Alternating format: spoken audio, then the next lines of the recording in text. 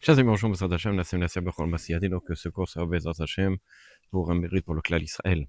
Alors, vous savez, on arrive bientôt au mois d'Elul, il y a des choses dans lesquelles on doit se renforcer, et je pense que l'une des choses dont on doit se renforcer chacun d'entre nous, c'est la notion de Gdushat Bet HaKnesset, la notion de la sainteté du lieu dans lequel on fréquente, c'est-à-dire la synagogue Bet HaMidrash.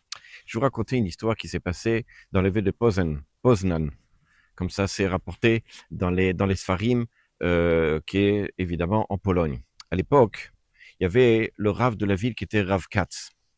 Et malheureusement, il y a eu une épidémie qui s'est propagée, évidemment, et il a ordonné à tous les rabbinim que l'on puisse demander à la population de savoir s'il y a des choses, des méfaits, des choses qui n'étaient pas bien, qui se sont passées, et qui fait que, effectivement, on doit faire tchouva dessus. Et voilà ce qui s'est passé. Alors finalement, il y a deux citoyens de la ville qui sont venus, ils sont allés voir le Rav Naftali Katz. D'écouter, on a vu le Rav Shmuel, qui était le grand-père du Rav, enfin, Avoy Bar, c'est pas le Rav Shmuel Bar, c'est le grand-père. On l'a vu, c'est un tzaddik. On l'a vu ce Chacham-là partir à plusieurs reprises vers Chatzot, vers le milieu de la nuit, avec une sorte de lanterne comme ça, dans la forêt. Alors ils ont dit, allons, on va aller le voir. Ils sont partis et ils l'ont pas trouvé. Dès qu'il est rentré dans la forêt, ils l'ont pas trouvé, ils ont cherché partout. Où est-ce qu'il est passé?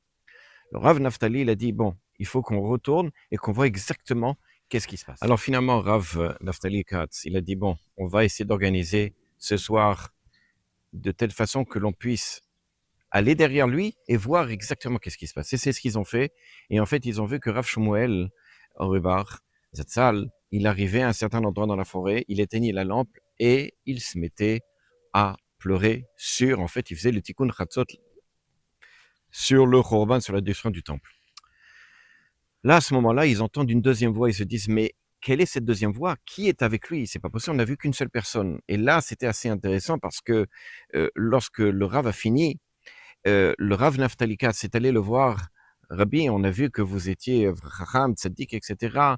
Mais on a entendu une deuxième voix, on aimerait savoir qui est la deuxième voix. Le Rav, il n'a pas voulu dire. Rav Shmuel, il n'a pas voulu dire quoi que ce soit. Alors à ce moment-là, le Rav Naftali a dit, regardez, je suis le Rav de l'endroit. Et je vous demande, encore une fois, de me dire qui était la deuxième personne. Alors finalement, le Rav était obligé de dire, Rav Shmuel a dit, en fait, par le mérite que je viens tous les soirs implorer à Kadosh Baruch Hu pour que le Beth Amikdash soit construit, de pleurer dans le Tikkun Chatzot, Hachem m'a permis d'avoir la présence du prophète Jérémie. Et c'est avec lui que je fais les Tikkunim. C'est avec lui que je fais Tikkun Chatzot. C'est alors que le Rav Naftali dit, regardez, vous savez qu'on a une épidémie, on ne sait pas d'où ça vient. Demandez-lui, s'il vous plaît, qu'est-ce qui se passe? Demandez à Yirmiyahu Hanavi pourquoi il y a une épidémie dans notre ville. Et effectivement, il lui dit, il n'y a pas de souci, je vais lui demander la prochaine nuit. C'est alors que finalement, le lendemain, il revient et le soir même, donc, Rav Shmuel, au moment où il y a l'apparition de Yirmiyahu, le prophète, il lui demande, Rabbi, regardez, on a une épidémie dans la ville, on aimerait savoir qu'est-ce qui se passe. Et c'est à ce moment-là que Yirmiyahu Hanavi lui a dit comme ça. Il a dit, regardez, lorsqu'il y a eu la Xéra, le décret comme quoi le temple il devait être détruit, on a attendu 40 ans. Dès la 40e année déjà, c'est-à-dire avant qu'elle soit détruite, elle devait être détruite. Mais pour une raison, elle n'a pas été détruite. Vous savez pourquoi? Il dit Yirmiyahu Hanavi.